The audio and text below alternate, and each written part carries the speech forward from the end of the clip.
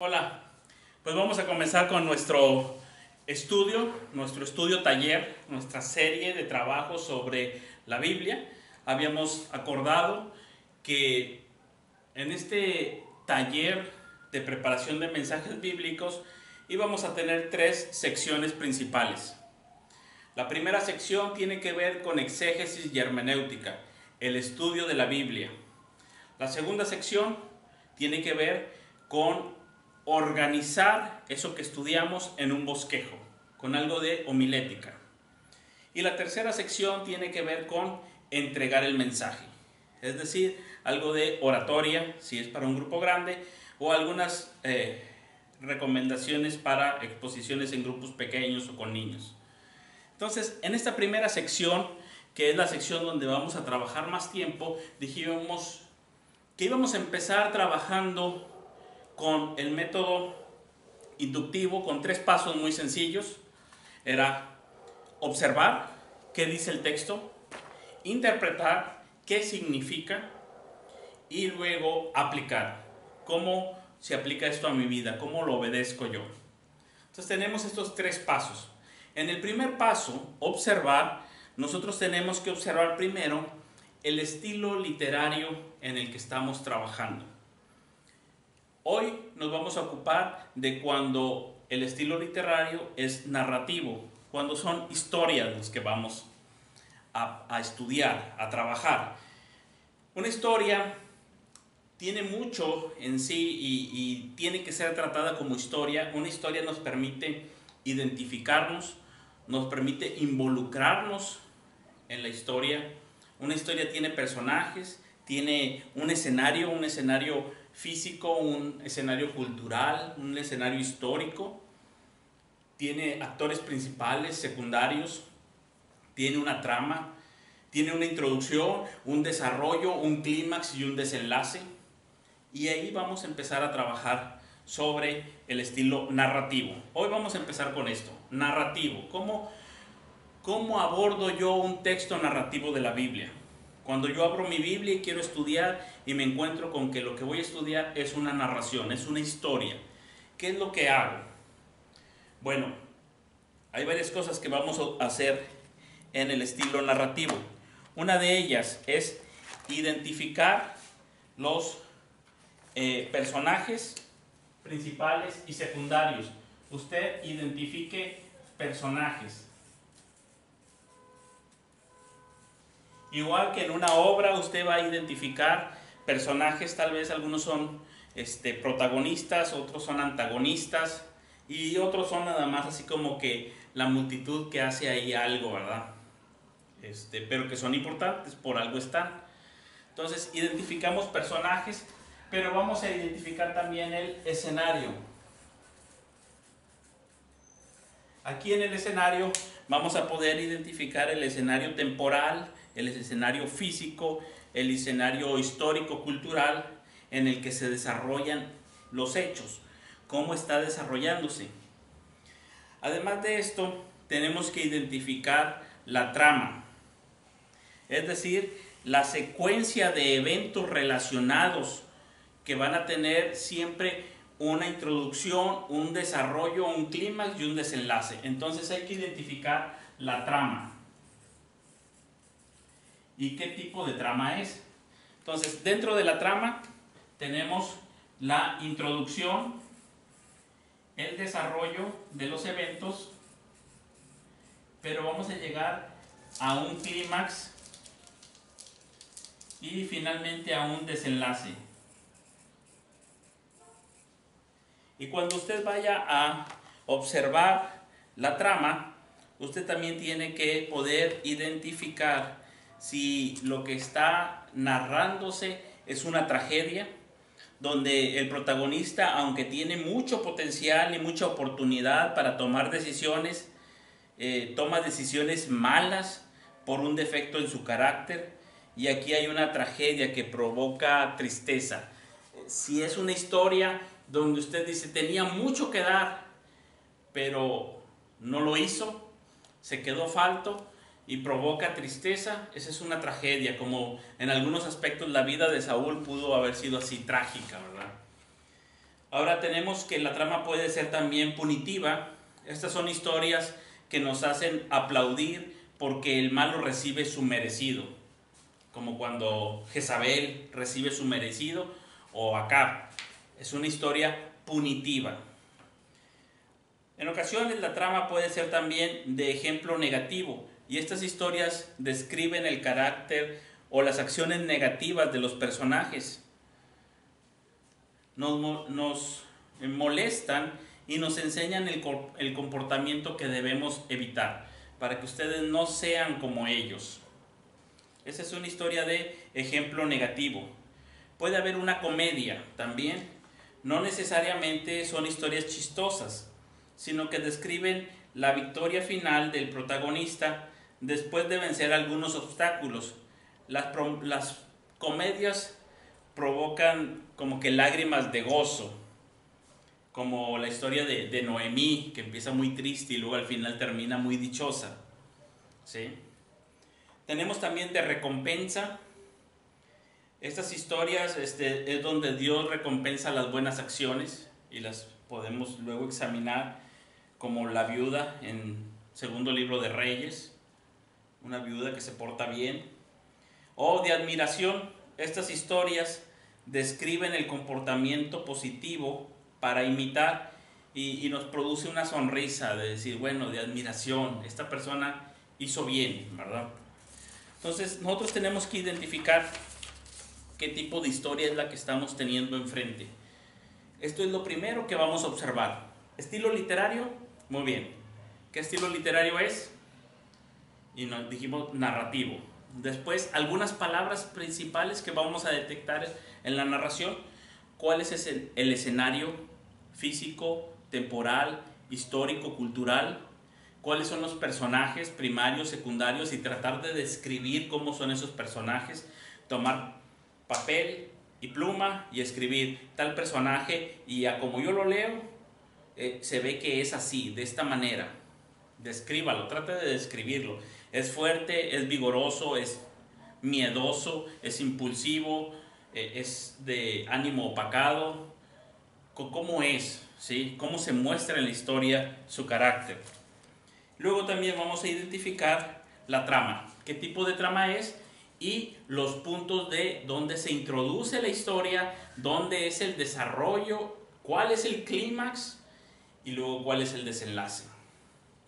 Ahora, algunas historias en la literatura hebrea tienen algunas palabras que no vamos a detectar en primera lectura, que vamos a tener que consultar a veces algún comentario bíblico, porque a veces hay algunos juegos de palabras que en nuestro idioma español no se notan, no se perciben, pero la historia nos lo puede dar un comentarista. Está usando cierto juego de palabras para resaltar y hacer memorable esa historia, y nos puede guiar, ¿verdad?, a la hora de estudiarla. Ahorita no lo vamos a ver, ahorita solamente le aconsejo, lea la historia, vuélvala a leer en varias ocasiones y, si le es posible, en diferentes versiones de la Biblia.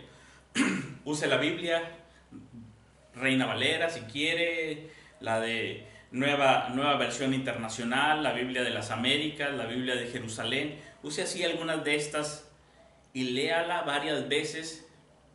Si quiere, lea la historia en voz baja, luego en voz alta.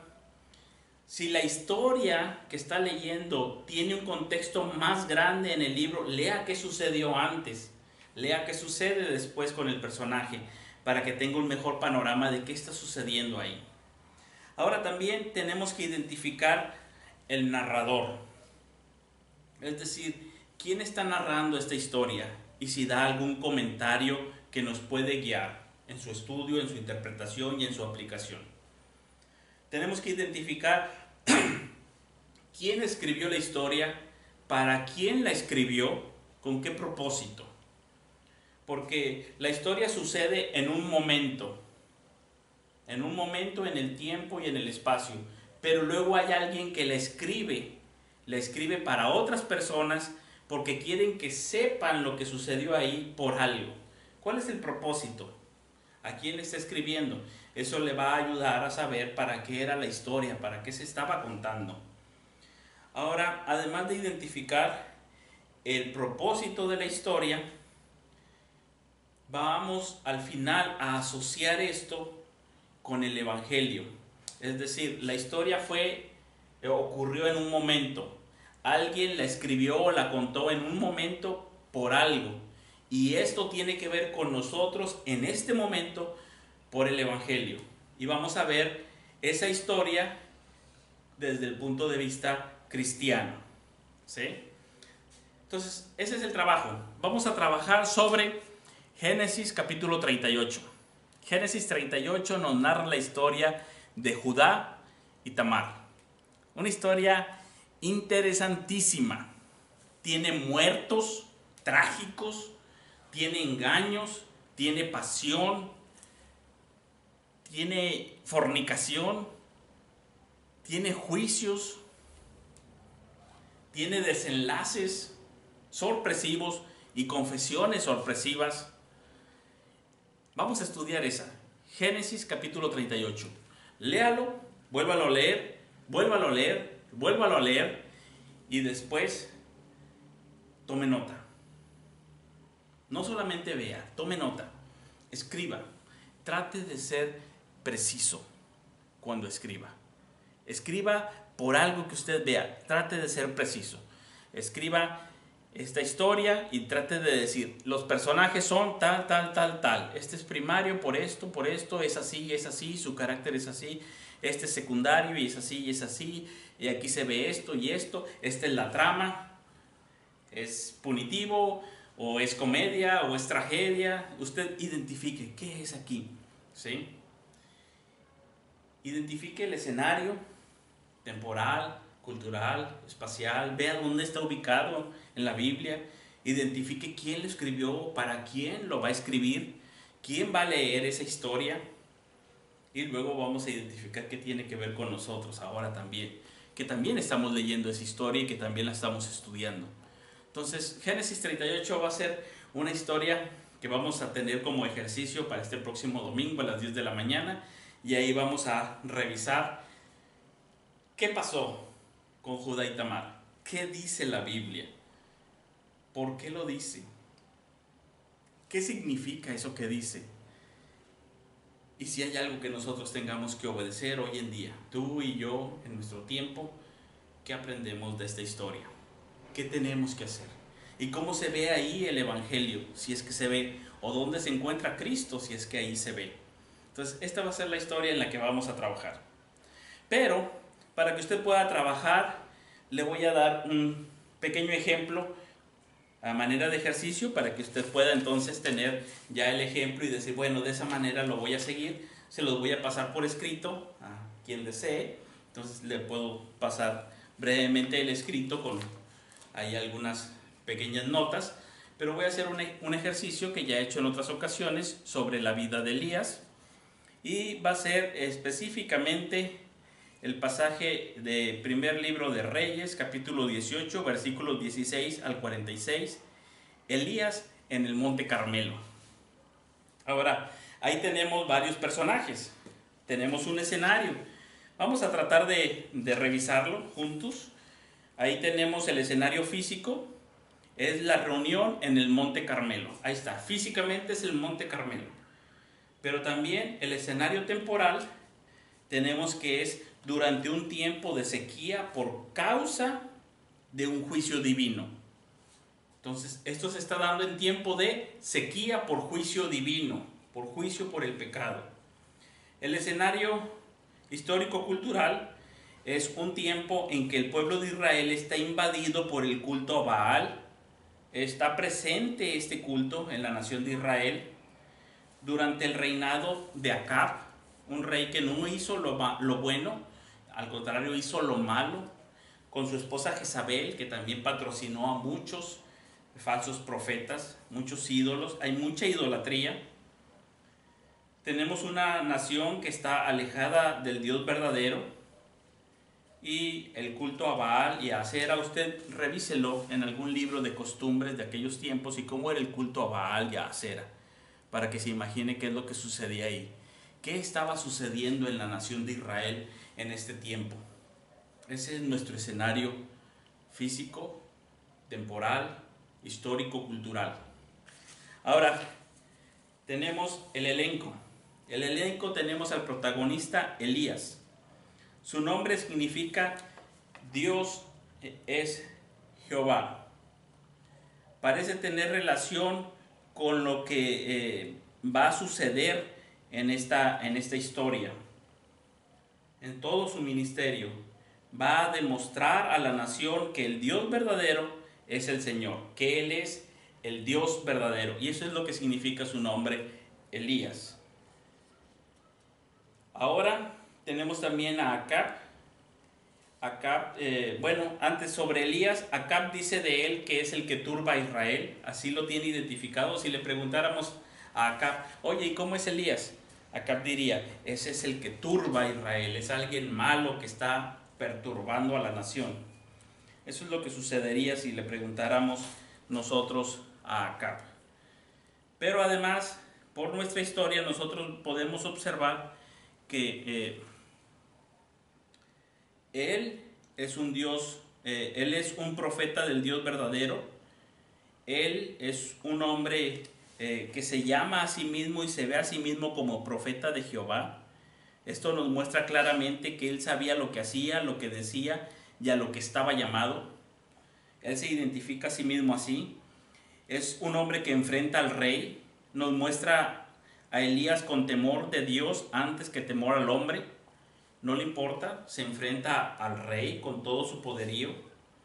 Lanza un reto a los profetas de Baal y esto muestra que tiene confianza en Dios para lanzar ese reto. Y también que conoce la locura que representa el servir a Baal y lo mal que hace al pueblo, a la nación. Confronta al pueblo, lo llama a la consideración consciente de su fe, es valiente ante ellos. También es un profeta que se burla de los profetas de Baal. Nos muestra con esto que es un profeta celoso por el Dios verdadero. Y también cómo su corazón se enardece. Está lleno de pasión por Dios. Ese es Elías. Proclama ser guiado por Dios, no para jactarse delante de los demás, sino para mostrar el poder de Dios y dar toda la gloria a Él. Ora a Dios, depende de Él. Mata a todos los profetas de Baal. Realiza la sentencia, limpia a la nación de su mala influencia. Es un hombre decidido. Su forma de hablar con imperativos al rey, a los profetas, al pueblo, nos muestra que está al servicio del Dios verdadero y que no tiene consideración con los que no adoran a Dios. Es autoridad porque es Dios quien ordena, entonces vamos a ver que Él es imperativo. Él manda al rey, ve y tráemelos, y manda a los profetas, hagan, y habla al pueblo con imperativos. Es un hombre que está con la autoridad detrás de Él, que es el Dios verdadero. Sus acciones son intensas, se le ve apasionado en la escena, es intenso de ánimo. Ese sería Elías. Ahora los agentes o personajes secundarios sería Acab, el rey de Israel. Aunque busca a Elías y lo enfrenta, se ve bajo la autoridad y el poder, no puede resistirse a Elías, ¿sí? Y entonces Elías lo manda a llamar. También tenemos por ahí a Abdías, un siervo del rey Acab, que había mostrado piedad escondiendo a los profetas de Jehová cuando les querían matar. Tenemos a otros actores ahí que serían los profetas de Baal. Ellos hacen según sus costumbres religiosas, no tienen mucho que ofrecer ni que objetar, no dicen mucho, simplemente hacen su ritual como lo deben de hacer. Y tenemos al pueblo. El pueblo pasa por varios estadios a través de esta historia. Primero está callado, luego contemplativo, expectante y finalmente convencidos y participativos. Terminan con euforia diciendo: el Jehová es el Señor, Yahweh es el Señor. Entonces ellos parece ser que logran ser convencidos, pasan de ser espectadores a estar convencidos, ¿verdad? Hay un cambio, una transformación en el pueblo. Ahora la trama, la categoría parece ser una historia punitiva, donde los malos reciben su merecido castigo y el pueblo es librado de la mala influencia y hasta de la esclavitud de la idolatría. Entonces aquí es una historia donde los malos son decapitados, los profetas de Baal. El conflicto. Se presenta un conflicto de tipo personal entre Elías y Acab. Pero también está implicada Jezabel, porque ella patrocina a todos estos falsos profetas. Pero también hay un contraste entre el Dios verdadero y los profetas de Baal, y entre el mismo Yahweh y Baal. De tal manera que aquí hay un conflicto, no solamente es Elías contra el rey, no solamente es los profetas, sino también es el mismo Dios verdadero contra Baal. Entonces aquí hay un conflicto así de este tamaño. Y tenemos entonces cómo empieza la historia y cómo llega a su clímax. Yo les sugiero que cuando lo hagan, bueno, a mí me es de utilidad hacer un pequeño diagrama como estilo campana, y en esta campana yo ir colocando los textos de dónde comienza la historia, cómo va siendo el desarrollo, cuáles son las partes importantes en ese desarrollo, cómo llega el clímax, cuál es el pasaje clímax y cómo va a suceder el desenlace. Cuando yo tengo esto bien diagramado, yo puedo encontrar aquí mi lección principal, una enseñanza principal que se quiere transmitir. Entonces por ahí les voy a pasar por escrito cómo están todas estas secciones, cómo las acomodé yo en estas secciones y cómo ustedes las pueden trabajar después también con la historia de Judá y Tamar. Yo puse ahí que empieza la historia con el reto. Aquí en el número 1 puse el reto. Y ahí están los versículos 16 al 19, cuando Elías le dice: congrégame a todo Israel en el monte Carmelo y vamos a hacer tal cosa y etcétera. Está luego el encuentro, los versículos 20 al 22, cuando ya llegaron ahí. Y luego tenemos las condiciones de la prueba, del 23 al 24, cuando dicen: esta va a ser la prueba, este es el reto, esta va a ser la prueba. Vamos a hacer esto, vamos a colocar el sacrificio, ustedes clamen a su Dios, y si cae fuego, entonces ese es Dios verdadero. El que mande fuego del cielo, ese es el Dios verdadero.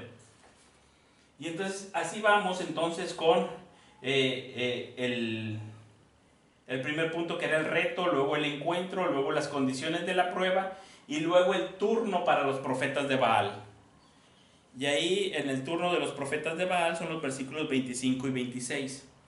Ahora la parte climática yo la puse desglosada en varias secciones.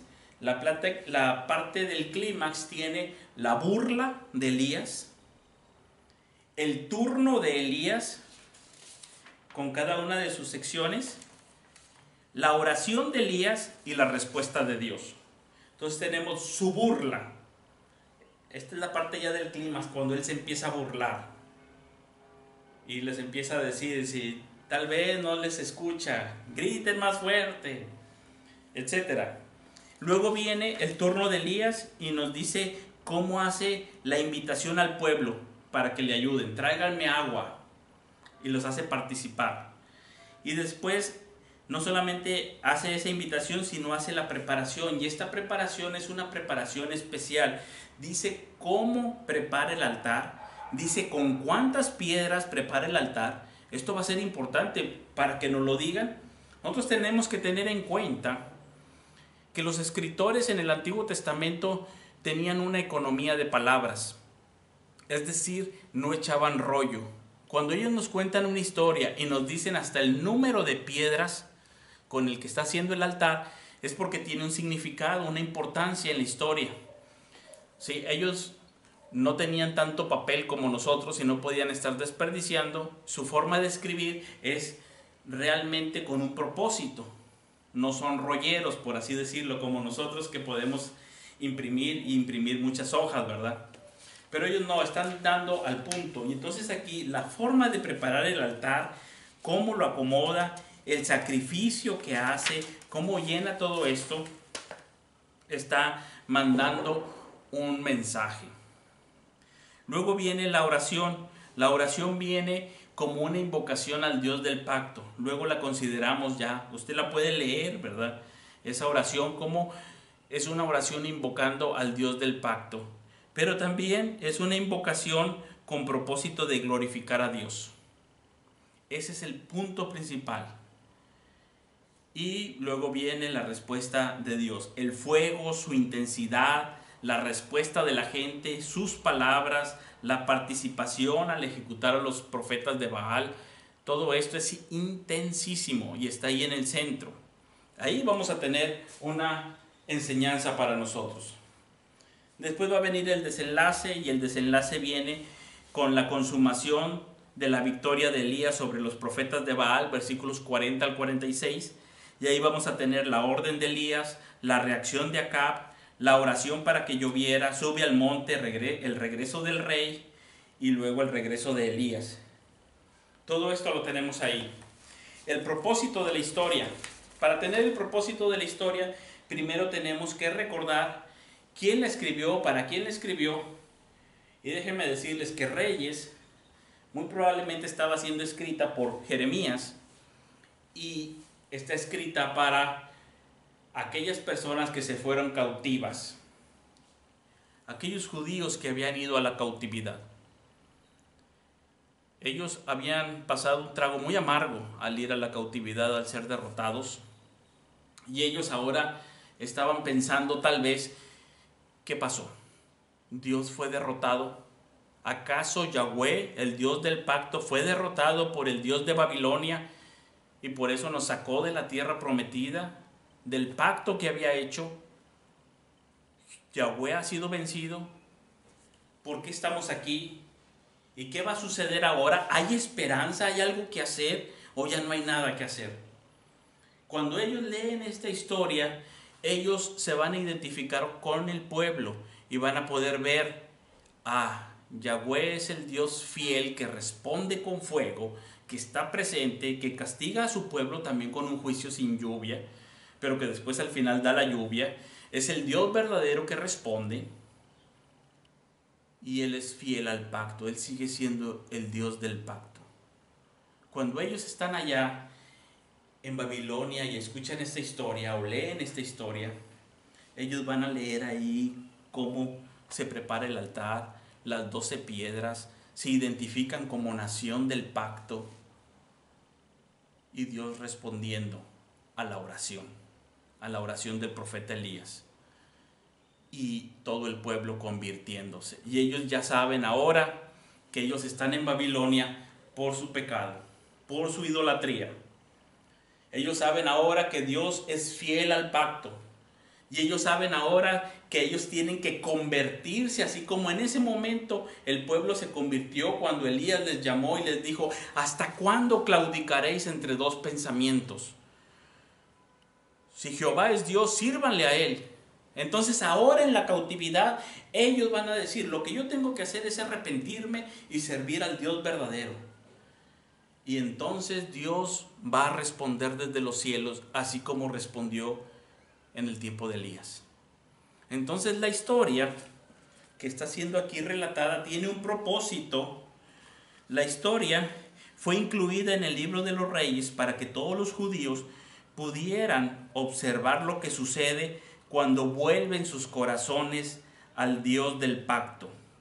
Su turbación cesa y el corazón es dedicado completamente a Dios. Se muestra así la causa de su cautiverio, pero también la manera en la que ellos pueden volverse a Dios, y así como fue en el pasado, puede ser ahora. Entonces, en aquel entonces con Elías el pueblo se volvió a Dios, y ellos en la cautividad deben de decir: hoy es tiempo yo también de volverme a Dios. De alguna manera les muestra al Dios del pacto con su supremacía sobre todos los dioses y con su corazón perdonador para con su pueblo que se vuelve a Él, a la vez les hace ver su identidad como el pueblo del pacto, la nación de las 12 tribus. Entonces esta es una historia que a ellos les está pegando bastante. Al final ellos deben de concluir como todo el pueblo: Jehová es el Dios, Jehová es el Dios. Y aunque estén en la cautividad, ellos deben de arrepentirse, convertirse y entonces volverse de corazón al Dios del pacto. Porque en Él hay perdón, en Él hay restauración. Y otra vez al final de la historia van a ver que llueve y otra vez fructifica, florece, cuando ya había una gran sequía. Entonces, esta es una historia que también tiene que ver con nosotros, que también nosotros tenemos que en algún momento arrepentirnos y volvernos a Dios, convertirnos de corazón, así como sucedió ahí con el pueblo. Y digamos que ahí tenemos una lección principal en el clímax. Claro que en otras partes puede haber lecciones secundarias. Por ejemplo, Santiago habla de una lección secundaria de algo que ocurrió acá por el desenlace, que tiene que ver con la oración de Elías. Y Santiago dice: Elías oró fervientemente y llovió. Entonces él está hablando una enseñanza sobre la oración, pero la enseñanza principal la tenemos aquí, pero hay enseñanzas secundarias que nos sirven, ¿verdad? Entonces nosotros tenemos que trabajar con la historia. Lea el pasaje de Elías para que vea el ejemplo. Se lo mando, si usted me lo pide ahí su correo electrónico, se lo mando escrito para que vea cómo fue trabajado y bosquejado. Pero esta es la parte, digámoslo así, que de observación. Va implicando ya algunas interpretaciones y luego va a implicar también una aplicación. ¿Qué voy a hacer yo ahora con esta historia? Con la enseñanza o los principios que he visto en la palabra de Dios. Entonces, aquí tenemos el ejemplo de la historia de Elías. Y lo que les decía, en ocasiones la historia tiene también algunas palabras en hebreo con las que juega, que nosotros no nos percatamos de primera instancia. Pero digamos que son algunas para reforzar la enseñanza y otras son para recordar, hacerla memorable. Por ejemplo, cuando Elías le dice a los israelitas: ¿hasta cuándo claudicaréis entre dos pensamientos? Si Baal es Dios, pues sírvanle, y si Jehová es Dios, pues sírvanle a él. Cuando usa esta palabra, ¿hasta cuándo claudicaréis entre dos pensamientos?, la idea es hasta cuándo van a estar como un pájaro saltando de una rama a otra. Entonces, la idea que está dando ahí es lo que estaban haciendo los profetas de Baal al adorar a su Dios. Cuando están poniendo el sacrificio, los profetas de Baal están saltando de un lado a otro. Digámoslo así, que están claudicando. Están brinque y brinque como un pájaro brincando de una rama a otra, ¿verdad? Y entonces Elías les dice: ¿y ustedes van a estar como ellos, brincando de un lado a otro? ¿Ustedes creen que eso es lo que ahora van a hacer también allá en Babilonia? Brincando de un pensamiento a otro. ¿Hasta cuándo claudicaréis? ¿Van a estar como ellos, danzando ahí de un lado a otro? ¿O se van a definir? Se van a definir por el Señor Dios verdadero, el Dios del pacto. Se van a definir por el Dios justo, misericordioso, grande y temible, que es fiel a su pacto y que recibe a todo aquel que se convierte de todo corazón. Entonces tenemos ahí un ejemplo, pero el trabajo, la tarea es Génesis 38. Vamos a trabajar sobre ello y vamos a hacer nuestras observaciones. Pongámoslo por escrito, y si quiere compartirlas, le voy a dejar también mi correo electrónico para que me lo mande y podamos entonces interactuar y poder conversar sobre Génesis capítulo 38 y ver qué es lo que vemos ahí en la palabra del Señor. Este es el primer paso solamente, estudio de textos de tipo narrativo. Bueno, que el Señor le bendiga.